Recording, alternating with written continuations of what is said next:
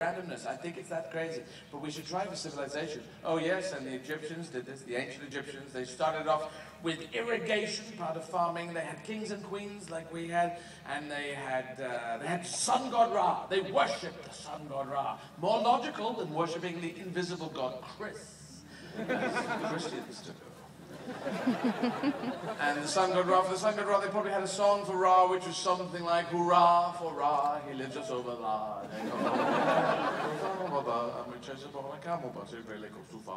Hurrah for Ra, he's a bit of a star, because of the wonderful things he does.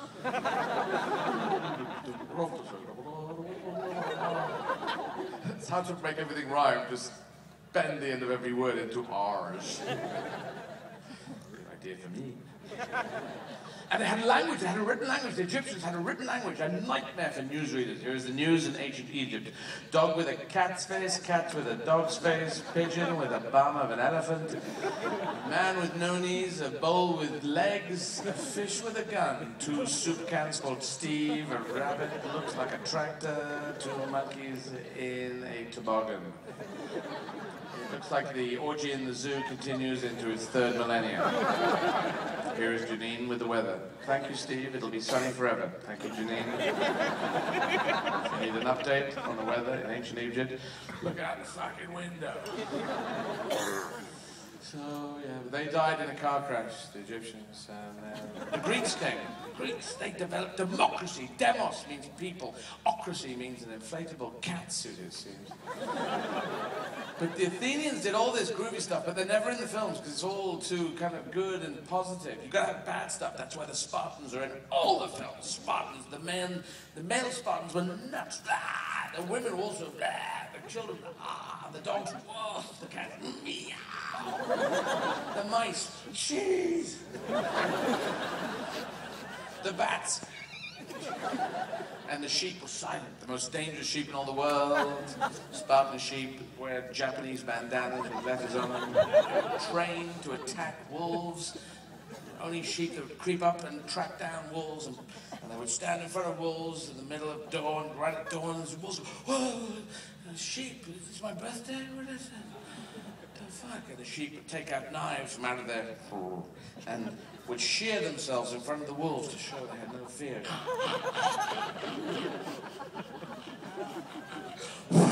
Come on! And the wolves go, it's wrong, what do we do? Okay, I'll try. And female sheep run. Grab their clothes and run. And the wolves in sheep's clothing ran down the hill, bought smoothies in the town, and didn't pay. Why didn't you take their money? They said they'd invoice me. They were wolves in sheep's clothing.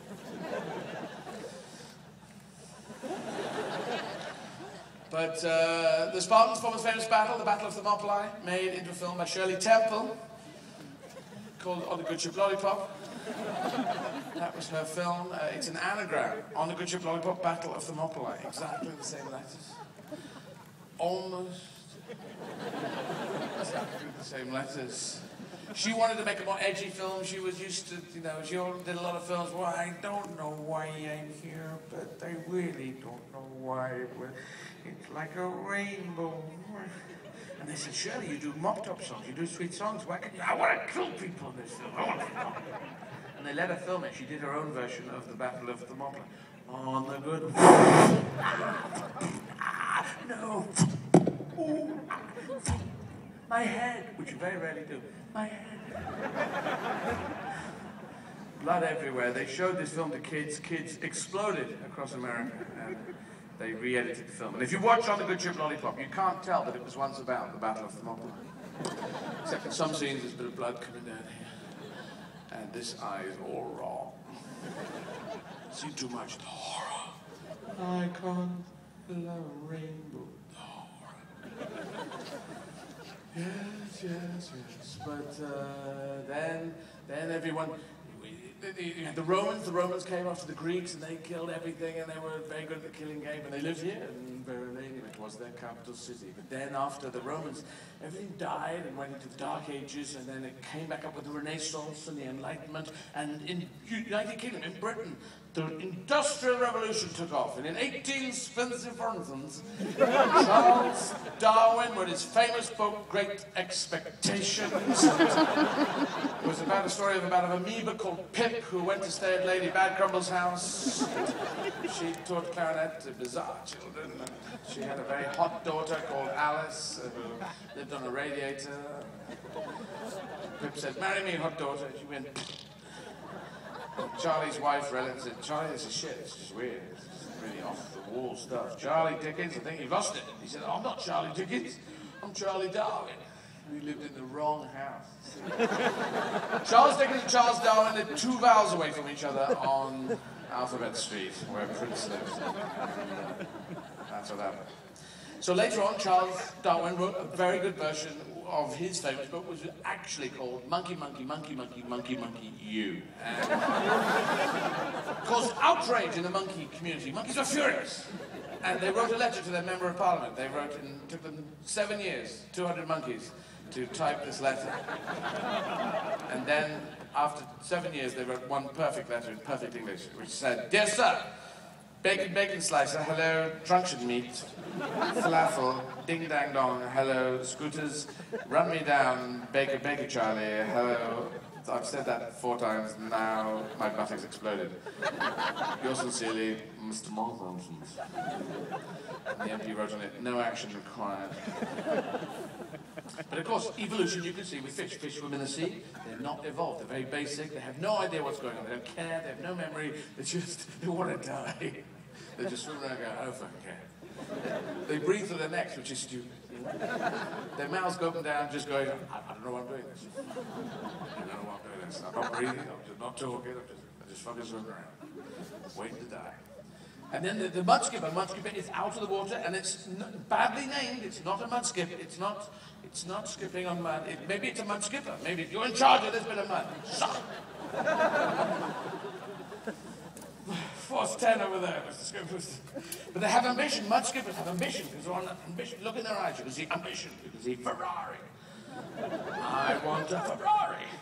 You look in a mud skipper's eyes, especially if a Ferrari is parked just behind, you can really see that Ferrari in his eyes. And then there's fish that fly. Fish fly, and we don't fly. They fly in the sky, and they fly, and they must stop in trees. And when they stop in trees, birds will go, "Who the fuck are you?" We're the new fish on the block. And then it's the sharks and the jets. It's West Side Story all over. Birds go, ba, ba, ba. That explains evolution. Creationism is things. God made the world in 7 days. He made chicks, chicken soup, helicopters and baked potatoes and all that kind of crap. But it doesn't make sense. This intelligent design thing that the middle of America talks about.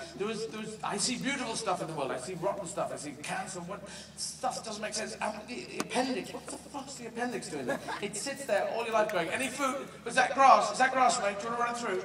Run through the appendix. Any grass?" Arsehole. What's that? Asparagus. Do you want to run through the appendix? Do you want to... Oh, for fuck's sake. What's that? Spinach. Do you want to run it through the appendix? Spinach? Yeah, just run it through. I'm calling intelligent design.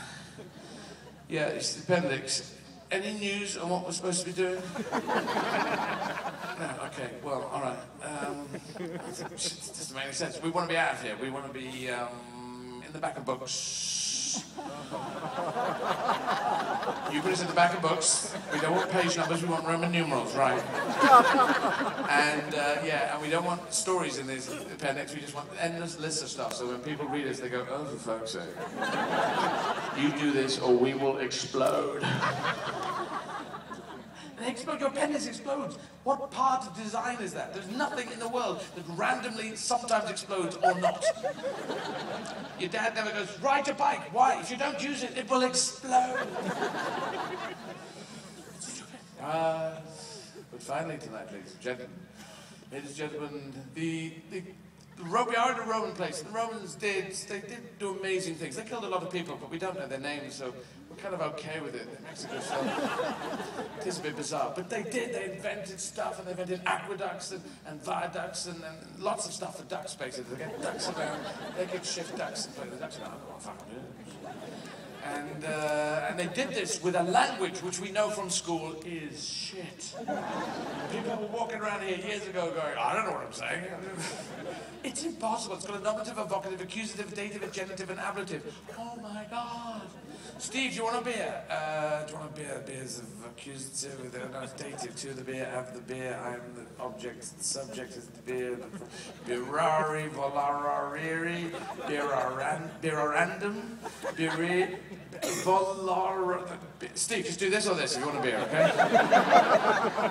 And when Hannibal attacked Rome, and he won many battles, and he attacked from Carthage in North Africa, across the Mediterranean, through Spain, south of France, over the Alps on elephants, for the first time, and the last. No one used elephants again.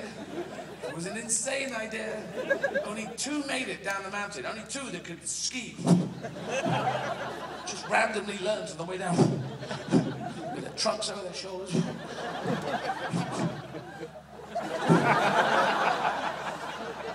And Hannibal was winning battles, and the Romans, for the first time, they were scared. Messengers running around with messages to the troops. How did they do? The military was famous for being organized. How did they do that with Latin? In a battle, they're going, Pugnato Ferrari bin Anas Dunan. You just can't do that. You just kill him, kick him in the noodles, go on. But it's just screaming. It's just, how do you do that in Latin?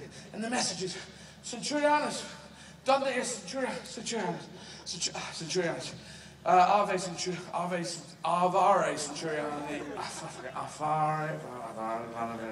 Avate Centuriani, Vale Messengerium, ich bin Centuriani, quod es the Messengerio cutu ave don the dictate about trade, weeks. Jawohl, mein Herr. Ich habe Nusum Hannibal Riverandus, Rivederci, Benevici, mit Soldates, natural mit Soldates. Und wie viel haben Numberare? Oh ja, MMM, say, Numero Soldates, MMM, LM, say, CCC, XXVVIVII. 27 soldiers. No, 1,000,000 molto soldati. Infinitati soldati, mathematici, impossibilati. Non pensare als Pythagorati. Yeah? Infinitati, in fucking possibility. High, ta. And Hannibal, this time, he'll be coming around the mountains when he comes. He'll be coming around the mountains when he comes. And he's coming in elephantine, man. Elephantine. Quad the fuck? Elephantine rat. Elephantine tridangarus. Front part is elephantine. Magnus squirrel. Magnus upside down is back to frontis. With a jazz chicken in it. Back part is biggest ever seen us. Motherfuckers. Fucking duckers. Run, motherfuckers. And that is why Latin is a dead language. Thank you very much.